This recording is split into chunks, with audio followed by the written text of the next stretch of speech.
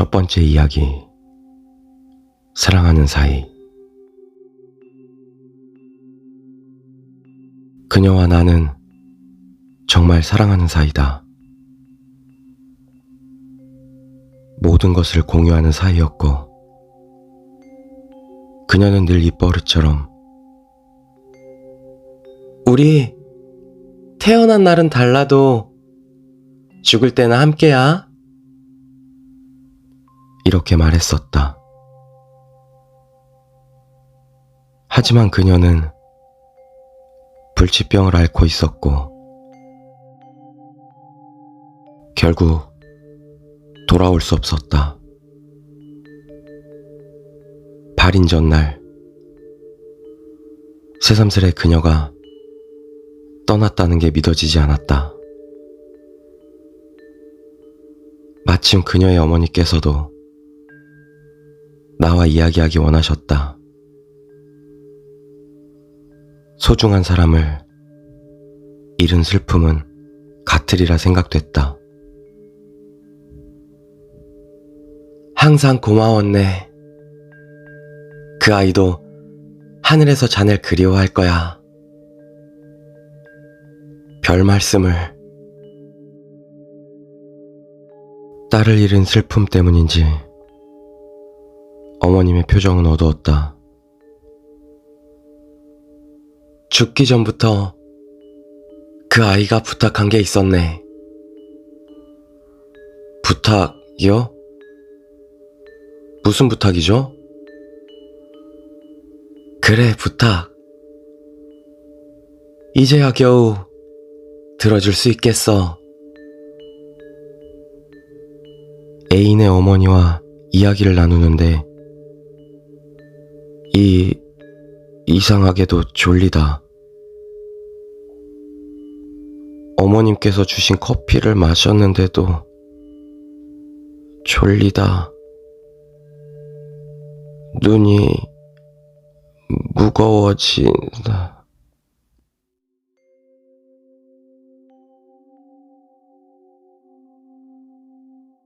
두 번째 이야기. 여고 자율학습.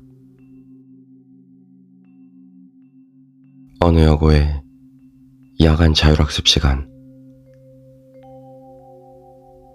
여느 때처럼 학생들은 자리에 앉아서 공부를 하고 있었다. 그런데 갑자기 교실불과 복도불 전체가 꺼져버렸다. 잠시 후 교내 방송으로 학교 전체가 정전이 되어 공부하기 힘든 여건이 되었으므로 귀가 조치가 내려졌습니다.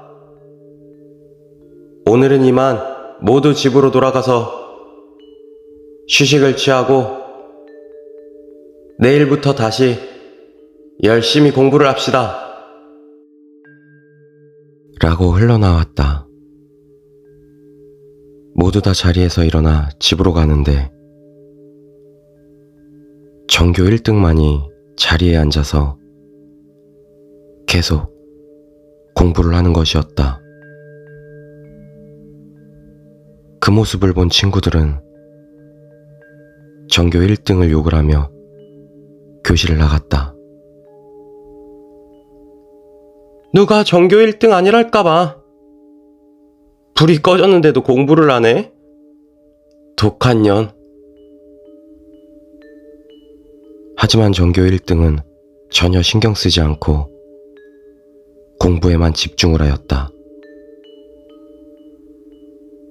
1시간 정도가 흘렀을까?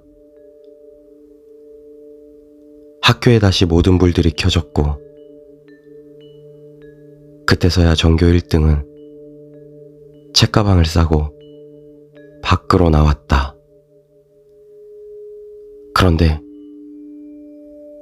밖에 나와보니 귀가하려고 했던 학생들이 모두 죽어 있었다. 전교 1등은 그 모습을 보며 한심하다는 듯이 말하였다. 바보들. 정전이 됐는데 어떻게 방송이 나와.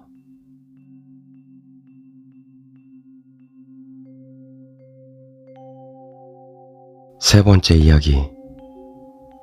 너 역시. 여느 때처럼 그이와 둘이서 거리를 걷고 있었습니다.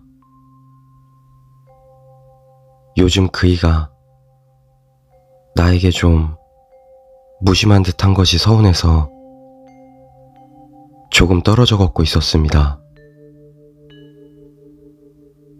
그러다 횡단보도에서 신호를 기다리고 있었는데 반대쪽에 좀 이상한 여자가 서 있었습니다. 그 여자는 매우 더웠는데도 두꺼운 스웨터를 입고 있었습니다. 그 여자는 안색이 무척 나빴고 무표정한 얼굴이었는데도 왠지 몹시 기괴해 보였습니다.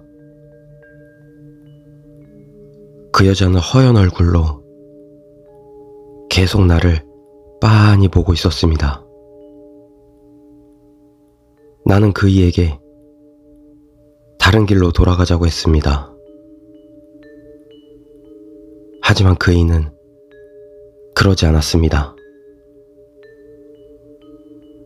신호가 파란색이 되었습니다. 많은 사람이 걷기 시작했습니다. 나를 보고 있던 여자도 반대쪽에서 걸어왔습니다. 나는 그이의 팔에 바짝 붙었습니다. 여자는 나와 엇갈릴 때 내 귀에 대고 속삭였습니다. 너 역시 죽은 사람이야.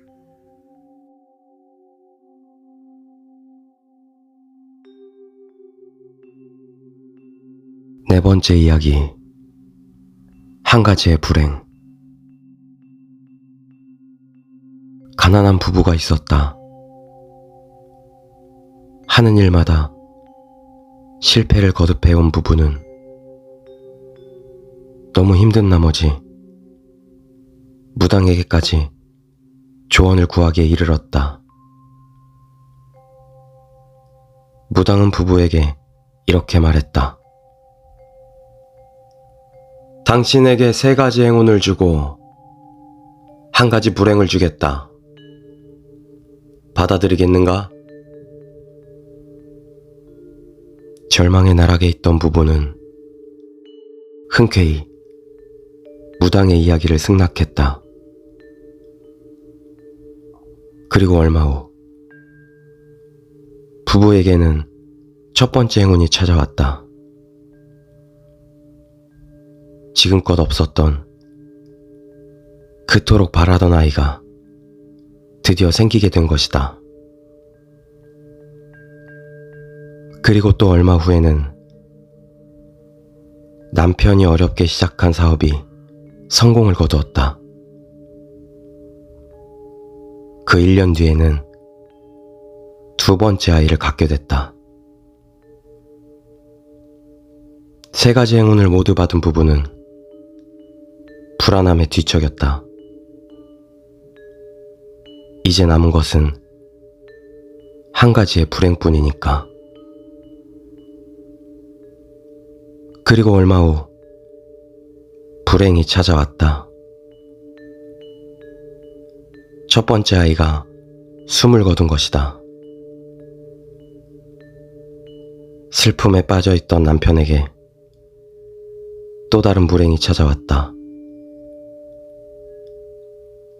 2번째 아이와 아내까지 의문의 사고로 운명을 달리한 것이다.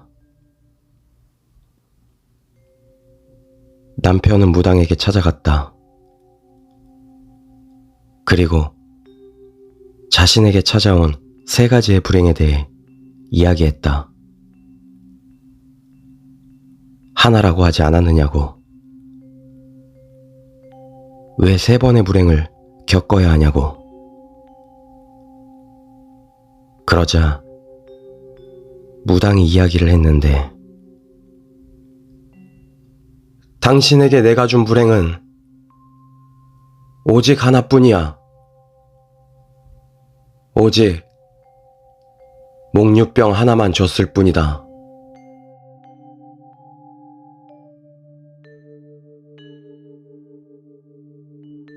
다섯 번째 이야기. 아내의 눈빛. 정체불명의 병에 걸려 장기 휴직 중인 남자가 있었다.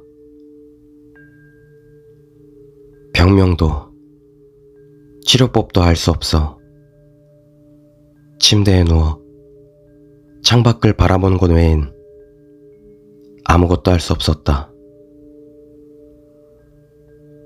집에서 요양한 지 반년이나 지났지만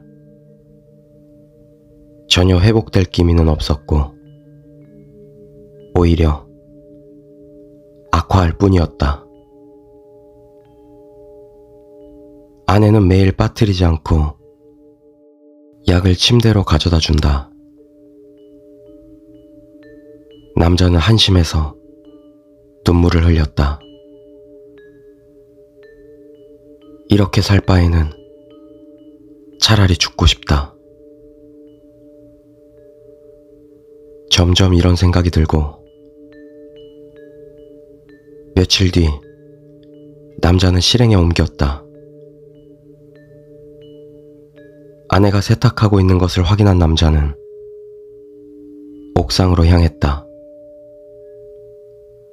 그리고 바로 몸을 던졌다. 죽기 전에 시간이 멈춘 것처럼 천천히 흘러간다고 들었는데 사실이었구나 라고 남자는 생각했다. 자신의 몸이 천천히 떨어져 간다. 자신의 층에 가까워진다.